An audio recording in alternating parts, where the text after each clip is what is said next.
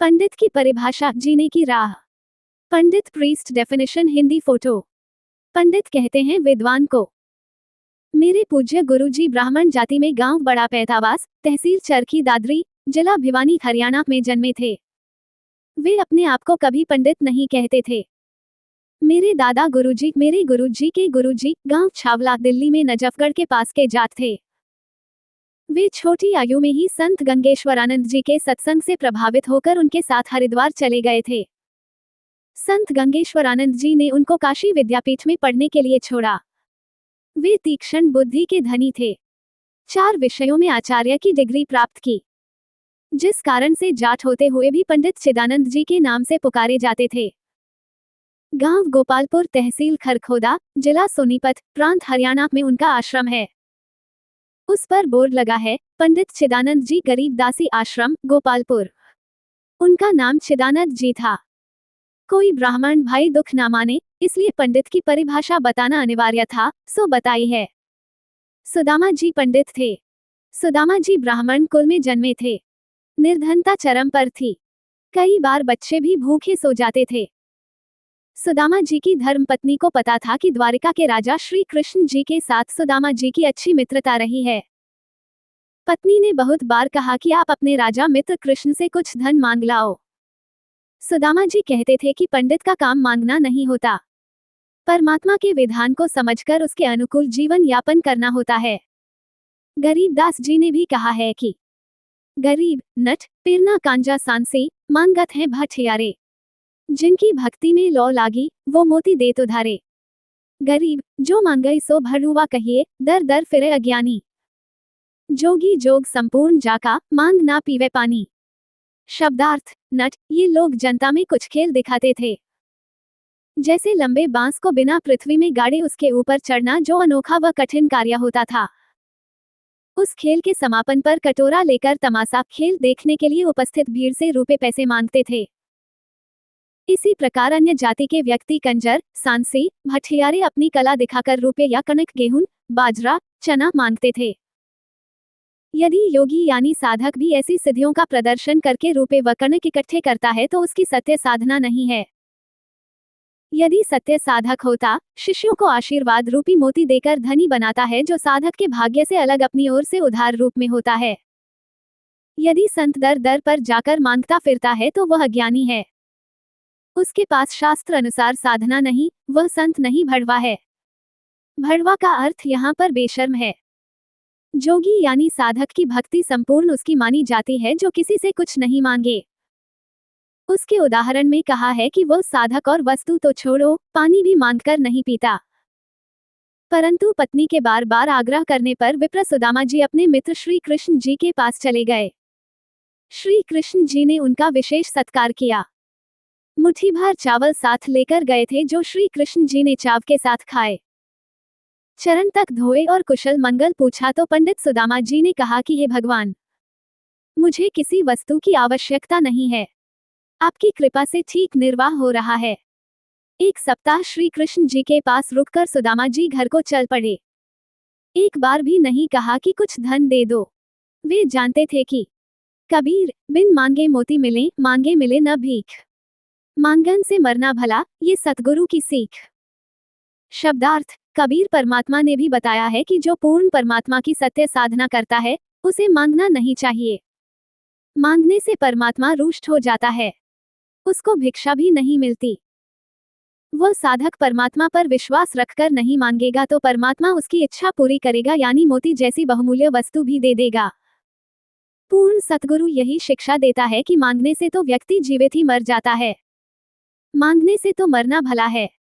भावार्थ आत्महत्या से नहीं है, यहाँ अपनी इच्छाओं का दमन करके मृतक बनकर रहने से है। श्री कृष्ण जी राजा थे। अपने मित्र की स्थिति को समझकर विश्वकर्मा जी को आदेश देकर 1 सप्ताह में सुदामा जी का महल बनवा दिया तथा बहुत सारा धन भी दे दिया। पंडित सुदामा जी अपने धर्म कर्म पर डटे रहे, जिस कारण से उनको लाभ हुआ। इसे पंडित कहते हैं। जो मांगे सो भड़ुआ कहलाता है, पंडित की यह परिभाषा है। फैक्ट्स, पंडित की परिभाषा, जीने की राह। क्यों? एक पंडित शब्द का अर्थ क्या है? पंडित शब्द किसी विशेष जाति को संबोधित नहीं करता है। बल्कि यह किसी ऐसे व्यक्ति के लिए संबोधन किया जाता है जिसको सर्वशक्तिमान ईश्वर की पूरी जानकारी प्राप्त हो चुकी है। इसके अलावा जिसके पास सच्चा आध्यात्मिक ज्ञान और मोक्ष मंत्र है, उसे ही अमरलोक पंडित से कहा जाता है। सतगुरु आए रूप धरा कारवाना, और ढूंढत ऊंट महल पर डोले, बूझत सहा बयाना।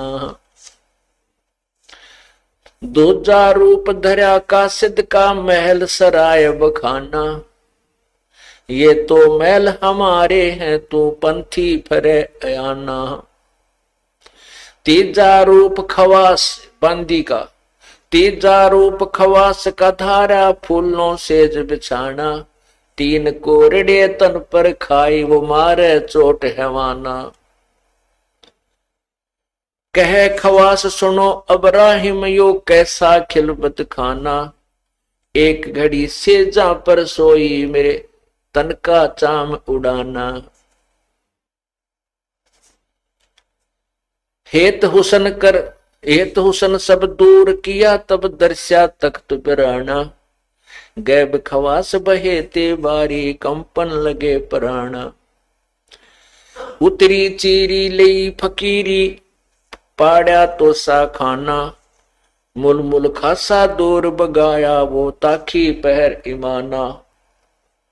उतरी चीरी लई फकीरी पाड़ा तो सा खाना, मुल मुल खासा दूर बगाया ताखी पहर ईमाना।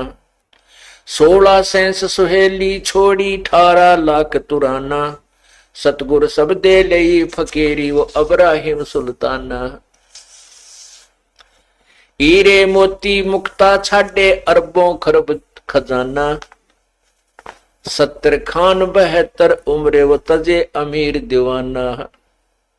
मेवा मान बढ़ाई छोड़ी अमृत भोजन खाना, नंगे पैरों बहे पियादे वो फरकत छोड़े निशाना। गोरे जोड़े छोड़ चले हैं अनंत फौज फिल खाना, सार शब्द दिल अंदर बेजा अवगत अमल दीवाना। चढ़त गयंद इंद्र की नाई, चढ़त गयंद इंद्र की न्याई, सूरज अर्थ छिपाना। सेना संगरंग दल बादल वो गर्द जाओ तो उस्माना। 10 दिशा को मक्का फेरा चरणों बांध कुराना, दास गरीब कबीर पुरुष को वो अमर किए सुल्ताना।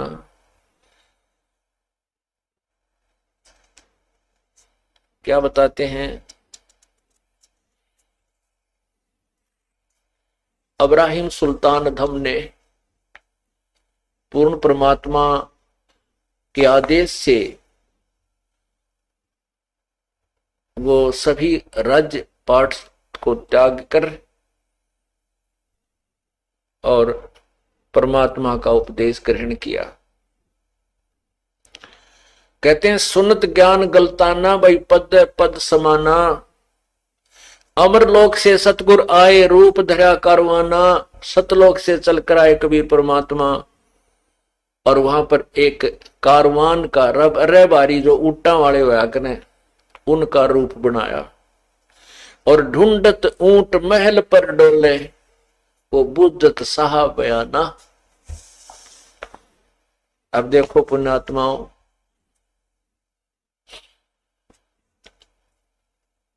कहते हैं तुम तो 9 अवतार मानते हो, इस ब्रह्मा विष्णु के तुम 9 अवतार मानते हो और कहते हो उस परमात्मा के अवतारों की तो गिनती है कोई ना, पूर्ण ब्रह्म की कितनी बार ये इस संसार में आता और जाता रहता है। कहते हैं अंत कोट अवतार हैं, उस परम पिता के ना मेरा कितनी बार आता है, पल में आता है पल में जाता है। अंत कोट अवतार हैं ये 9 चितवें बुदिना से, वो खालक खेल खलक में 6 ऋतु 12 मासे। कि उस परमात्मा को सतलोक से यहाँ आने में सेकंड भी नहीं लगती, फ्रिक्शन ऑफ सेकंड में परमात्मा यहाँ आता है और अपने हंस की रक्षा कर जाता है और भी जगह जगह प्रकट होकर के अपनी पुण्यात्माओं को तत्व ज्ञान समझाता है। अनंत कोट अवतार हैं और ये 9 चित्तवें बुद्धिनाश, ये अज्ञानी केवल 9 अवतार मानते हैं, वो भी विष्णु जी के कहते हैं। उस परमात्मा के ही सारी लीलाएं हैं और उस पूर्ण परमात्मा के तो ना जाने कितने अवतार हो लिए।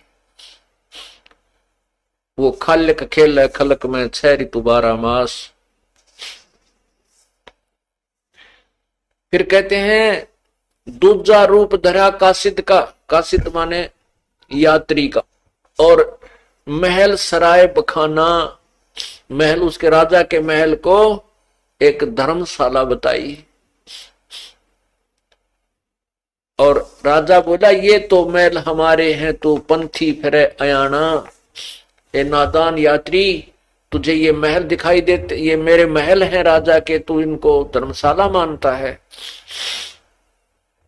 तब परमात्मा ने कहा था कि जैसे तेरे दादा परदादा चले गए इस महल को, इस सराय को छोड़कर, एक दिन तू भी चला जाएगा, इसलिए मैंने इस तेरे राजमहल को सराय बताई है। फिर कहते हैं तीजा रूप धरा का खवास का, वो बाग में सेज बिछाना और 3 कोरडे,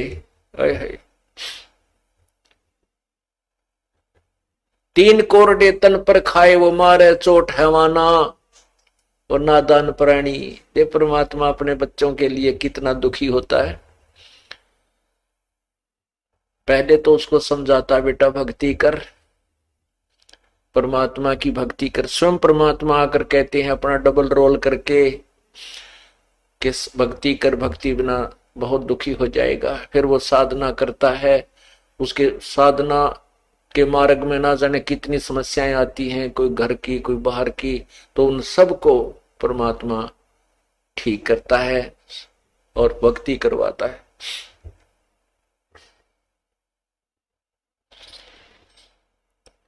और फिर देखो एक बांदी बनकर, एक नौकरानी बनकर, कितने दयालु और कितने समर्थ वो परमेश्वर हैं।